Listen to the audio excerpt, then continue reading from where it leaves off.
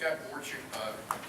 My daughter's in 11th grade, and she's been in the District 833 school district since she started school.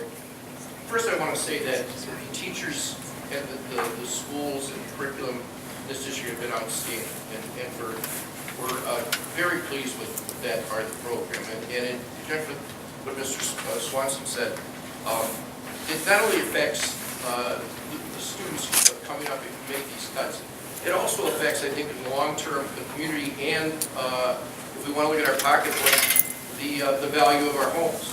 Because a big selling point in moving to Woodbury is the school system, and what you're throwing up here is basically undermining that in a very significant and substantial way. Look at this, I feel like I'm in Mississippi. Nobody wants to live in a cold Mississippi.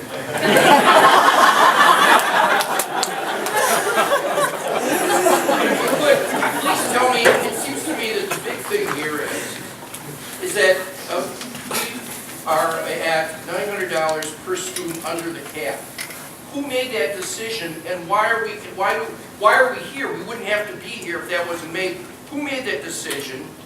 And also, apparently that was made in conjunction with going out and doing a survey of the community before they got to that determination. That's not leadership. That's just going by whatever, wherever the wind's going. Why are we at this point where we're $900 under cap and have to have this meeting in the first place? Another great question. We've been very reticent to ask our community for more support because it is expensive, taxes are expensive, and so we haven't asked as other districts. It's harder for us to generate that much money here compared to some of the other districts that are at the cap also, because we have very little commercial. If we had more commercial property, and some districts that have a lot of commercial, when they ask to get to the cap, it's a much lower rate per household. We don't have that. And so it's a higher rate. So we haven't come to you as often, even though we have these sporadic levies, and it seems like we are asking you all the time. The last levy was right as we were coming out of that recession. And so it was a very difficult time for folks, and as we talked with the community, what the community said is this is what we could support at the time.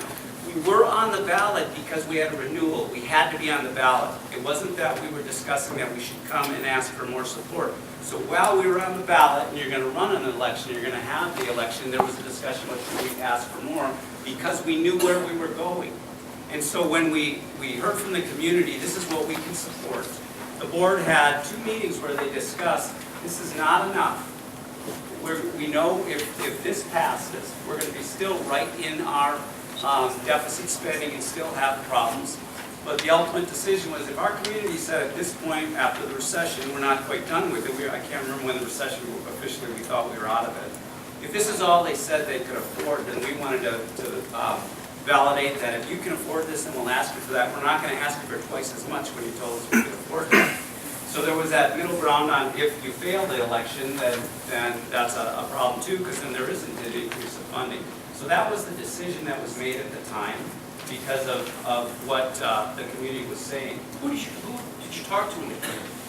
We have a gentleman that's a demographer that works with the state of Minnesota and districts around the state named Bill Morris. He's one of the folks that people point to. He's been doing it forever.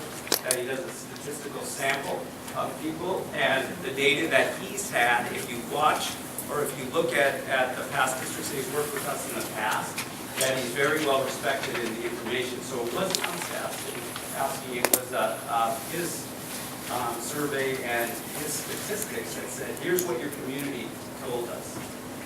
And so that's what we utilized. And ultimately, though, this is a leadership issue with the school board, correct? For that, we're going through the budget. Is that correct? You have problems with that?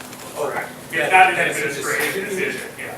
Yeah, we go to the school board, but I think if you think back to that summer, it was 2013. It was people were really struggling at that time. The economy hadn't come back, and it was a difficult decision to make.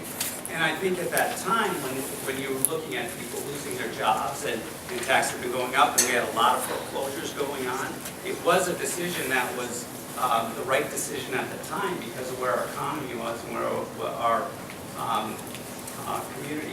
But you're exactly right. If we ask for the cap, and we had $18 million more, like White Bear Lake and other districts around us, that's a whole different story. And then to your point here, how do we take care of the deficit piece, and then how do we make sure we're making sound decisions that we don't have to come back again?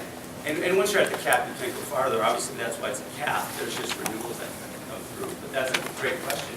In fact, it was something that we struggled with because of knowing where we are and how much we would have needed to